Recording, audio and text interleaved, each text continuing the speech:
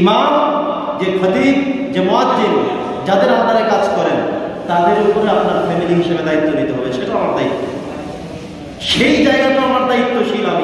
আমি তাদের ব্যাপারেও কাজ করব। তারাও আমার আওতাভুক্ত, তারাও আমার আওতাধীন। আমি যেভাবে আমি স্ত্রী, সন্তান, পরিবার পরিজনের জন্য অর্থ করি, টাকা পয়সা ব্যয় করতে কষ্ট লাগে না, একইভাবে একই সিস্টেমে আমি আমার সমাজের কতিপয় দায়িত্বকেও আমি অ্যাভয়েড করতে পারি না। প্রিয় সুধী, তো যেই কথাটা বলছিলাম, আল্লাহ বলছেন মুমিনরা তোমাদের সাথে আমার একটা বেচা কিনা হচ্ছে, তোমরা আমার জন্য তোমাদের জীবনকে উৎসর্গ করবে, সম্পদকে উৎসর্গ করবে, বিনিময়ে দেব জান্নাত। কোরআনের আয়াত সূরা আত-তাওবা 111 নম্বর আয়াত। আল্লাহ বলছেন ইন্নাল্লাহা আশতারা মিনাল মুমিনিন, আমি মুমিনদের সাথে একটা চুক্তি করতে যাচ্ছি, বেচা কিনা করতে যাচ্ছি, ক্রয় বিক্রয় করতে যাচ্ছি। শর্ত কি? আনফুসাহুম ওয়া আমওয়ালাহুম, তোমরা তোমাদের জীবন দিবে, তোমাদের সম্পদকে উৎসর্গ করে দিবে।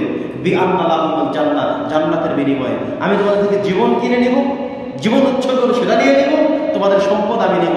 সম্পদ মানে কি আমরা আল্লাহর সাথে বেচা কিনা করবো? আল্লাহ আমাদের থেকে নেবেন?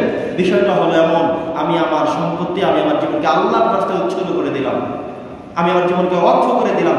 কখনো জিহাদের ডাক আসলে আমি আমার সময়গুলোকে মাহফিলের জন্য, মসজিদের জন্য, নেক কাজের জন্য, ভালো কাজের জন্য, মানুষের উপকার করার জন্য আমি ব্যয় করবো। এটাই হলো আমি আমার জীবন উৎসর্গ করে দিয়েছি আল্লাহর জন্য। তার মানে হলো আল্লাহর সৃষ্টিজীবী বান্দার জন্য।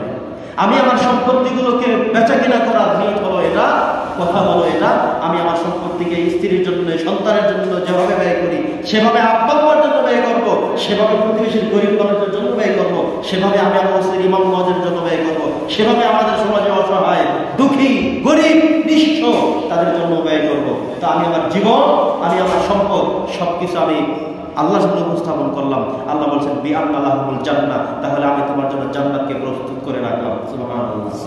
সেই ইমানদারের 9টা বৈশিষ্ট্য থাকা লাগবে। আল্লাহ বলছেন কয়টা বৈশিষ্ট্য? আমরা আজকে কোরআন থেকে জানবো সেই 9টা বৈশিষ্ট্য কি। তার পরবর্তী আয়াত 112 নম্বর আয়াতের মধ্যে আল্লাহ তাআলা সেই 9টি বৈশিষ্ট্যকে একাধারে উল্লেখ করেছেন যে ইমানদার কারা, কাদের থেকে আমি এটা কিনবো, কাদের সম্পত্তিগুলো আমি নিব। আল্লাহ বলছেন 9টা বৈশিষ্ট্য থাকা লাগবে।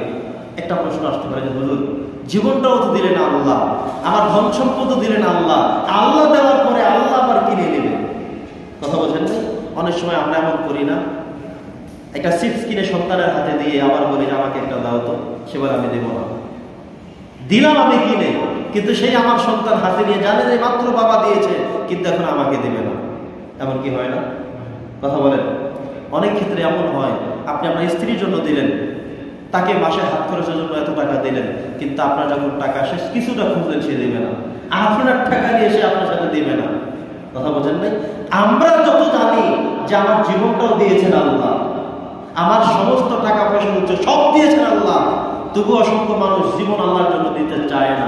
অসংখ্য মানুষ আল্লাহর জন্য টাকা পয়সা ব্যয় করতে চায় না। বলা হয় মসজিদের ফ্যান লাগবে, বলা হয় এইটা লাগবে, বলা হয় মাহফিলের প্রয়োজনে দেন, এখন দিচ্ছে না। অথচ তার এই টাকা পয়সা, জীবন সবকিছু আল্লাহ দেওয়ার পরেও আল্লাহ বলছে যে ইন্নাল্লাহা আশতারা মিনাল মুমিনিন, আমি মুমিনদের থেকে কিনে নিব 2টা জিনিস, বিনিময়ে দিব জান্নাত। 2টা জিনিস, একটা হলো জীবন, একটা হলো সম্পদ।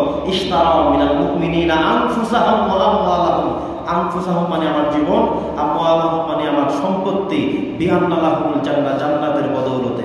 এবার আল্লাহ তাআলা কোন 9 জন মানুষের ঈমানটাকে গ্রহণ করবেন, কোন 9 জন মানুষের সম্পদকে আল্লাহ গ্রহণ করবেন? নাম্বার 1 আল্লাহ বলছেন আত-তাইবুন। আয়াতটা আমি একবার পড়ি। আল্লাহ বলছেন আত-তাইবুন আল আবিদুন আল হামিদুন আস-সাইহুন আর-রাকিউন আস-সাজিদুন আল আমিরুনা বিল মারুফি ওয়ান নাহুনা আনিল মুনকার ওয়াল হাফিজুনা লিহুদুদিল্লাহ।